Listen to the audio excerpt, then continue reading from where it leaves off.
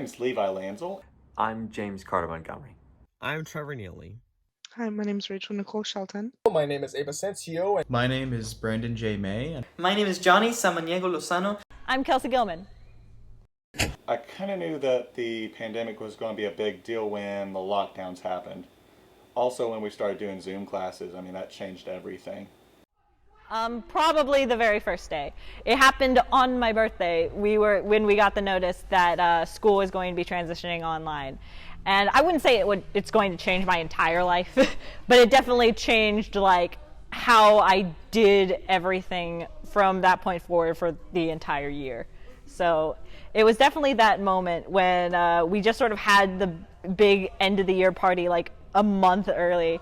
And on my birthday, while also having a little Minecraft party. It was sort of our last hurrah as the official last day of physically attending school. So I knew then and there that this was about when it got serious. I think what I'll remember most about the pandemic, besides the pandemic itself,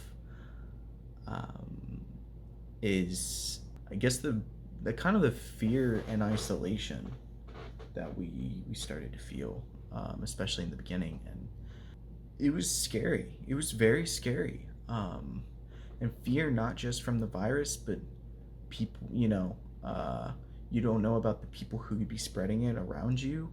We didn't know how deadly it was, and how it even worked. This was a new thing, and then seeing the responses from people out there, especially here in the U.S., like. It was scary. It was scary. People weren't taking it seriously. And people were actually going after those who would wear masks and try and protect themselves and those around them. That's something that I don't know if I can ever forget. I think the thing I will remember most is honestly just going to be a lot of class interactions, just because again connections were kind of harder to make. A lot of it involved text and talking over Zoom. Otherwise, I'm kind of surprised that a lot of aspects were able to stay the same just because of wearing the mask and social distancing. For instance, I didn't have to stop working, so that was a good positive. As I approached Christmas time of last year, I unfortunately lost my Opa. And due to the restrictions imposed as a result of the pandemic, neither myself nor my rest of my family were able to say goodbye to my Opa during the final few days of his life at the hospital.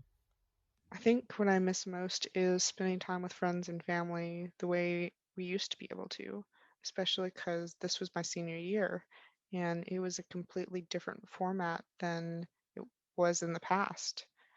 And I sincerely hope that things will start getting back to normal soon and safely so that future graduates can have the experiences that we used to be able to have. Forward to in a post-pandemic future that we can be together again, to not have to worry about these stupid things, and get rid of the hand sanitizer, and just be together again, no longer live in fear of being sick, go to the movies, go to Chili's together, or something like that. I think one big positive that has come out of the pandemic is the new levels of online connectivity.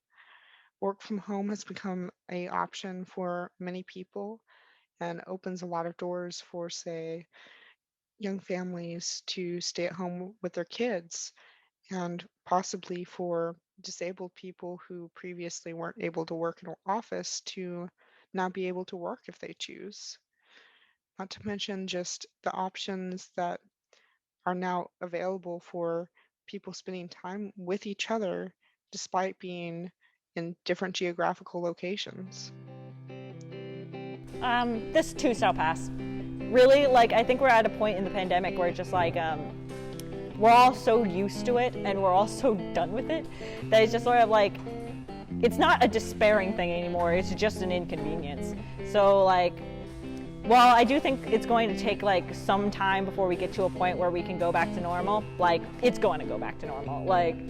We've had pandemics over the course of history and I'm not worried at all. So just hang in there. It'll all be over soon.